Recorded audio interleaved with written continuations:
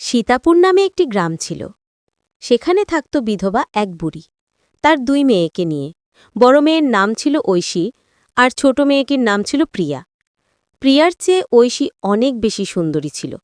ও ভালো মনের মানুষ। প্রিয়াও সুন্দর ছিল, কিন্তু ঐশীর মতো এত সুন্দর না। প্রিয়া ছিল হিংসুটে। তার বোনের কিছু ভালো দেখলে তার হিংসে হতো। বুড়ি দুই মেয়েকে ডেকে একদিন বলে, মা, ঐশী, প্রিয়া, এইদিকে আয় তো। তখন ঐশী আর প্রিয়া তার মার কাছে যায় এবং তার বড় মেয়ে ঐশী বলে, কি হয়েছে মা? ছোট মেয়ে প্রিয়া চুপ করে দাঁড়িয়ে থাকে। তখন তাদের মা বলে, তো আমার শরীরটা আজকে ভালো লাগছে না রে মা। আজকে দুই বোন যদি একটু রান্না করতি তাহলে ভালো হতো। তখন প্রিয়া বলে, না, আমি রান্না করে আমার এত সুন্দর চেহারা নষ্ট করতে পারবো না। তখন ঐশী বলে, প্রিয়া, তোকে রান্না করতে হবে না, তুই আমাকে একটু কাজে সাহায্য করলেই হবে। তারপর তাদের মা বলে, প্রিয়া, তুই তোর রূপের এত বড়াই করিস না। তোর থেকে ঐশী কম সুন্দর নয়, বরং একটু বেশিই সুন্দর। যা এখন তোর বোনের সাথে গিয়ে কাজ কর। তখন ঐশী তার মাকে বলে। বাদ দাও তো, ও তো অনেক ছোট এখনো। তখন প্রিয়া রেগে ঐশীকে বলে, তোমাকে আর এত প্রশংসা করতে হবে না। এই কথা বলে সে রেগে চলে যায়। গিয়ে সে একটা গাছের নিচে দাঁড়িয়ে থাকে, আর ওইদিকে ঐশী মাকে বলে, মা, আমি এখন নদী থেকে একটু পানি নিয়ে আসি, এসেই ভাত বসাবো। এই কথা বলে সে পানি আনতে যায় নদীতে। প্রিয়া গাছের নিচে দাঁড়িয়েছিল। তখন শহরের একটা ছেলের সাথে দেখা হয়। ছেলেটা ছিল খুব সুন্দর। প্রিয়া ছেলেটাকে দেখে প্রেমে পড়ে যায়। ছেলেটাকে ডেকে বলে, তোমাকে তো কখনো দেখিনি গ্রামে। তোমার নাম কি? তখন ছেলেটা বলে, আমি শহর থেকে এসেছি, আমার নাম সোহান। তাহলে এখন আসি। তারপর যেতে যেতে দেখা হয় ঐশীর সাথে। ঐশীকে দেখে সোহানের খুব পছন্দ হয়। তখন সোহান ঐশী কাছে গিয়ে বলে, তোমার নাম কি? তখন ঐশী বলে, আমার নাম ঐশী। ছেলেটা বলে, তুমি তো অনেক সুন্দরী।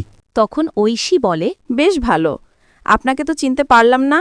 তখন ছেলেটা বলে, আমি এই গ্রামে নতুন এসেছি, আর আমার নাম সোহান। তখন ঐশী বলে, বেশ ভালো। তখন ছেলেটা বলে, তাহলে তুমি কোথায় যাচ্ছ? তখন ঐশী বলে, তাহলে এখন আমি বাড়ি যাই। সোহান তখন ঐশীকে ফলো করতে থাকে এবং দেখে সে কোন দিকে যায়, তার বাড়ি কোথায়। পরের দিন সোহান ঐশীদের বাড়ি যায় এবং ঐশীর মার কাছে গিয়ে তাদের বিয়ের কথা বলে। আনন্টি, আমি আপনার মেয়ে ঐশীকে বিয়ে করতে চাই। তখন ঐশীর মা বলে, ঠিক বাবা, আমার কোনো আপত্তি নাই। তারপর ঐশীর বিয়ে হয়ে যায়। কয়েক মাস পর ঐশী একটা কন্যা সন্তানের জন্ম দেয়।